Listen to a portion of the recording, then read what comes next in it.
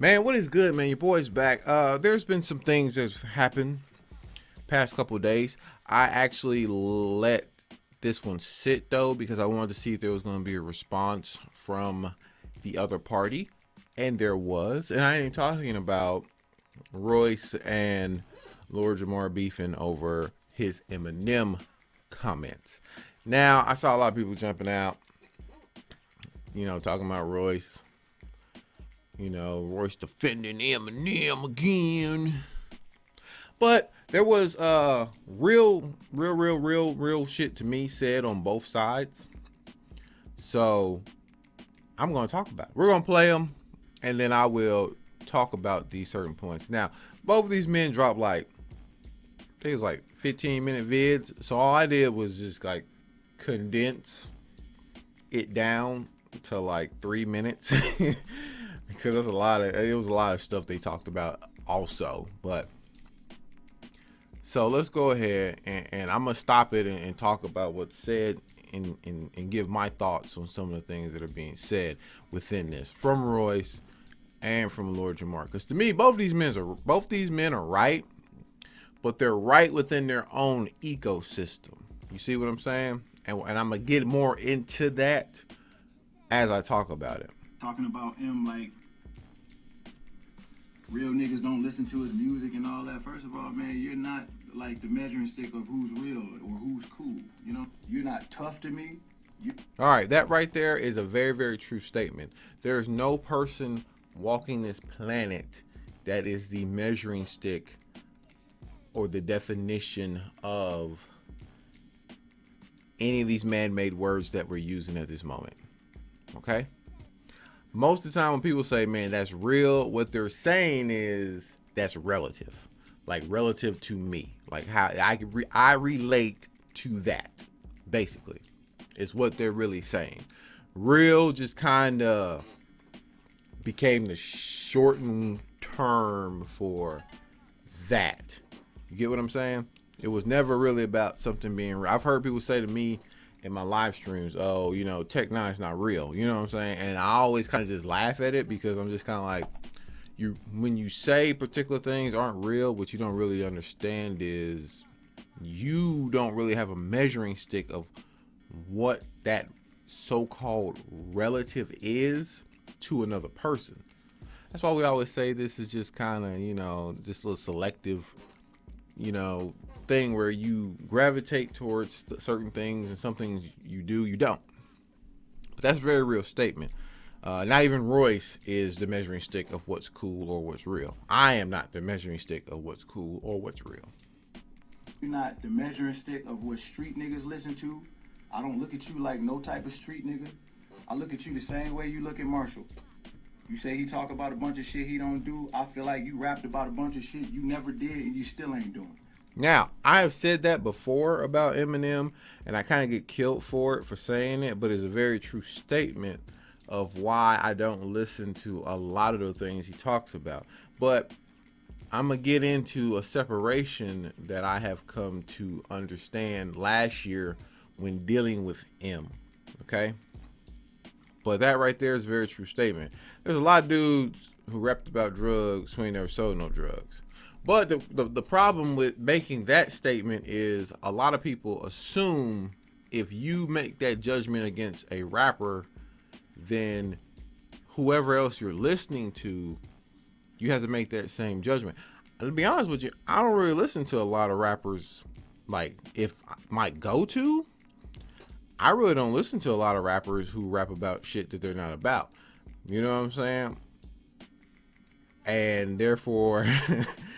So, because there are some rappers who rap about the shit that they are really, really about. You get what I'm saying? I can listen to the entire Brother Ali album, and he's rapping about shit he's really, really about in that whole entire album. You get me? And there's a lot of other rappers who do it. Locksmith raps about, he said it, I just rap about my life. You know what I'm saying? He raps about what it was a part of him. So, my go-to is to go to people like that. I don't run to drug music. Like, it's...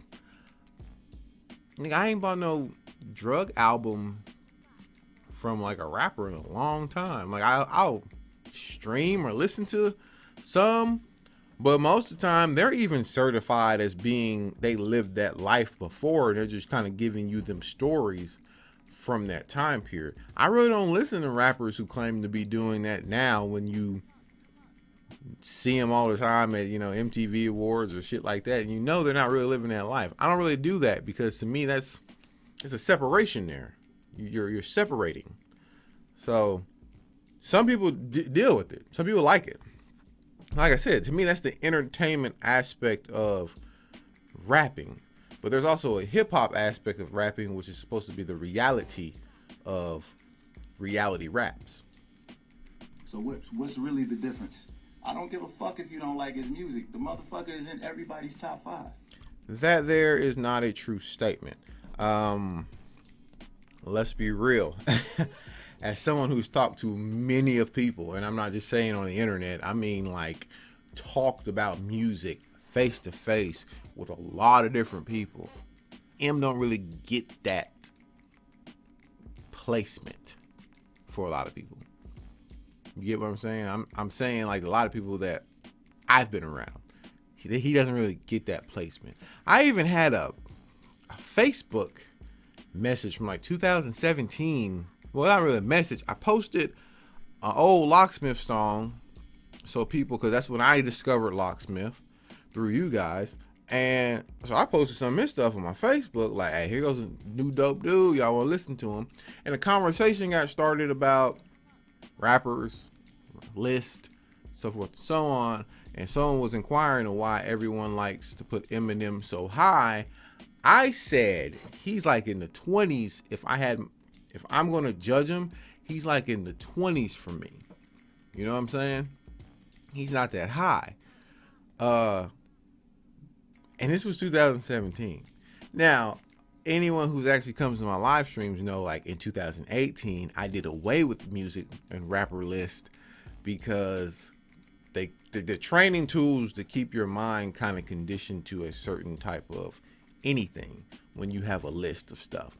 So to me, I can't be open-minded and absorb or appreciate new musical art from people if I got a list up here that dictates what I think something is in that fashion.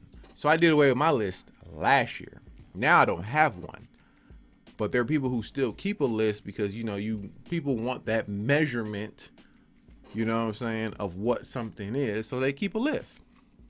But that's not a really true statement. And I think, this is kind of Royce really giving that I ride for my homie, which is fine. You don't get there by just being a white rapper. And I know it's like, oh, there you go defending him again. There you go again. Goddamn, I'm defending lyricists. And every nigga, every real nigga ain't street, and every street nigga ain't real. What up, though? That is a very, very also very good statement as well. Every street nigga ain't real, and every real nigga ain't street. That is very true. Number one, the thing that blows me away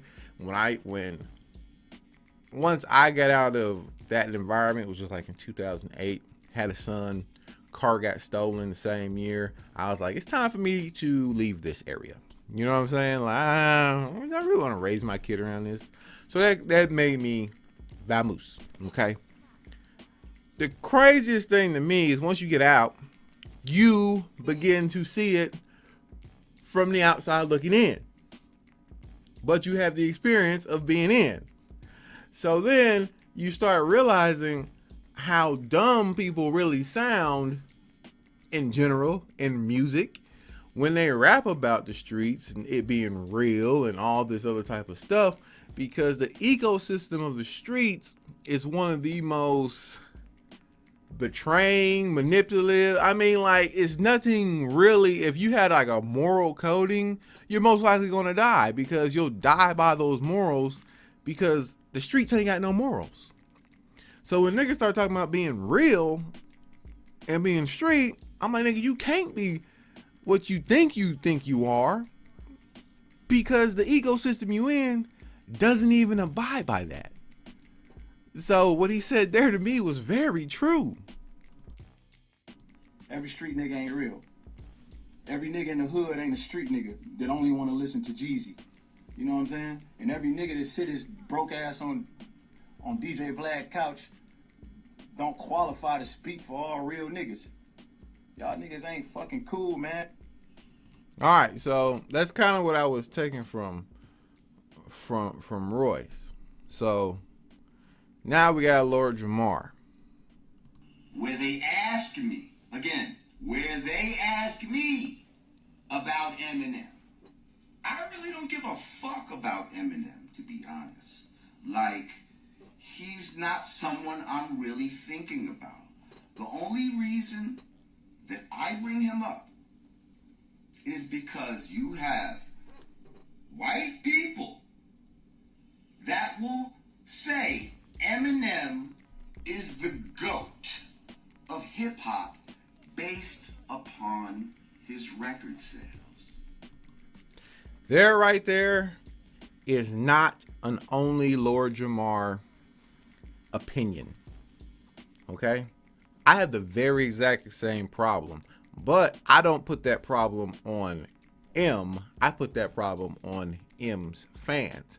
A lot of people don't realize M fans are really the people who are really fucking up his legacy, because they do that there. And when you're a little bit more knowledgeable on the way that the music industry actually works, even in the streaming time, you understand things a little bit better. They move the goalposts for some people.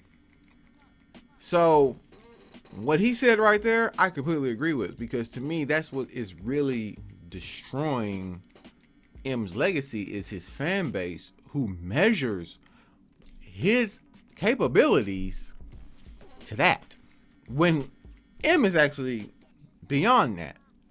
And M fans, don't come in here and tell me it's not true, because we can go look at thousands of comment sections where you idiots sit here and measure M's success, bringing up his Grammy Awards and stuff like that, when this man diss his own Grammy Awards. That's how you know niggas, those type of niggas ain't really listening to M. Get what I'm saying? They flip-flop. They fair weather people. How am I going to take something that a man is dissing because he knows it's bullshit, because he's been in the industry, and measure his success to something that he doesn't even think measures his success? Y'all are fucking up M's legacy because of shit like that. Because y'all are doing shit like that. Y'all are fucking up his legacy because of that. I completely agree with Lord Jamar because of that, but I don't put that on M. I put that on M's fans. That's the only problem I have. That's the only problem I have. Not that. Do I think he's a top tier lyricist? Just rhyme speaking? Yes. I've said that multiple times. How many fucking times do I have to fucking say it? Like, the guy puts words together well. My man, DJ Vlad, asked the brother Conway. Okay, shout out to that whole Griselda movement. Eminem being a guest in the House of Hip Hop. That Benny the Butcher's bad. I like it. Does the hood listen to Eminem? Now, he disagreed with me as far as Eminem being a guest in the House of Hip Hop, okay? But he did agree with me of the fact that niggas in the hood don't really listen to Eminem. And Conway co-signed that. The legendary conversation of, do hood niggas listen to Eminem? All right, so these men are both correct. Like I said, I just think they are both within their own ecosystem of what happened.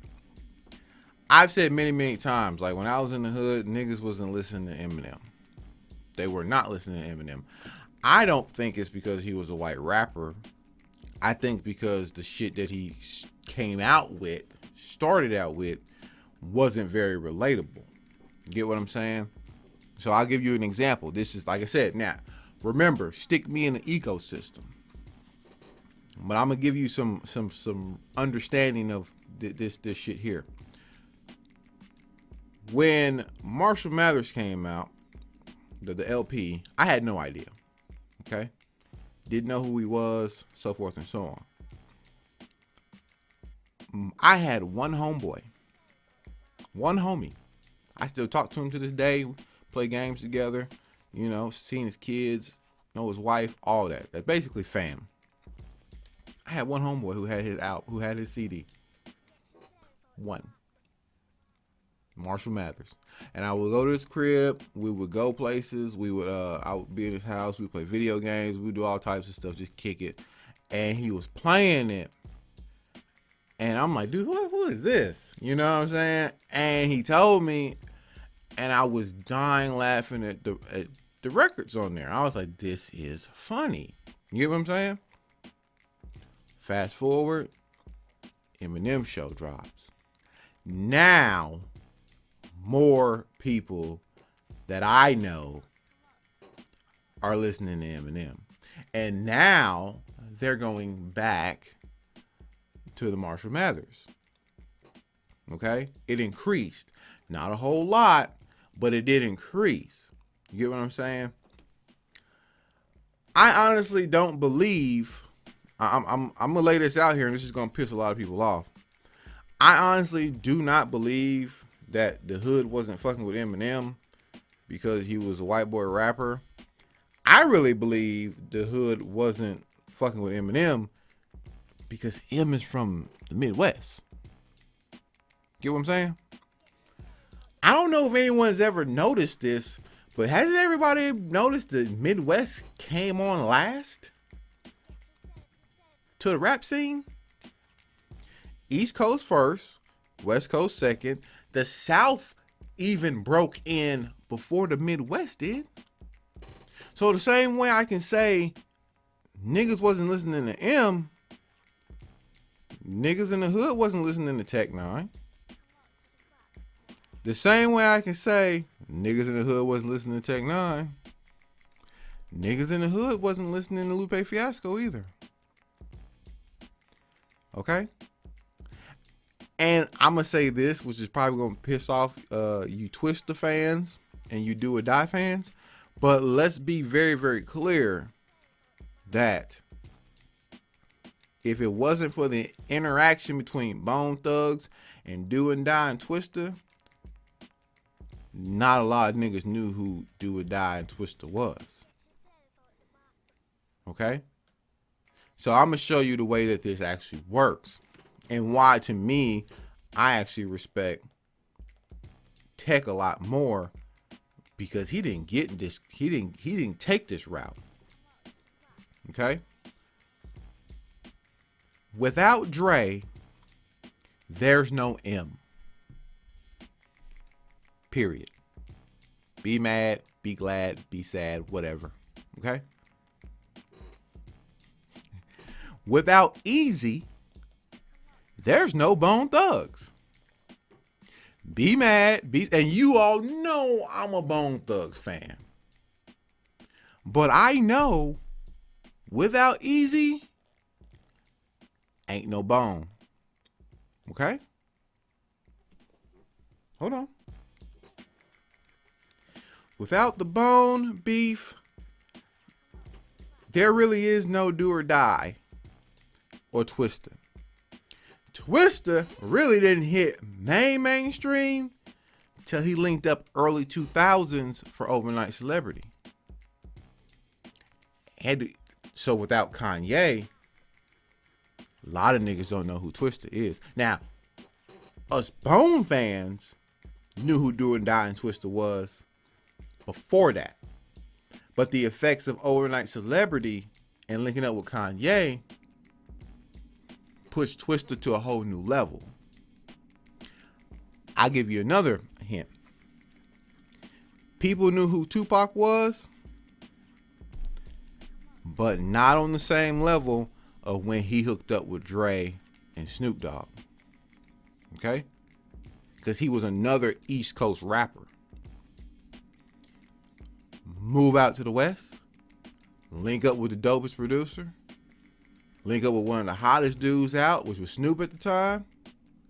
you have what Tupac is now. Okay? Without them, Pac don't reach that.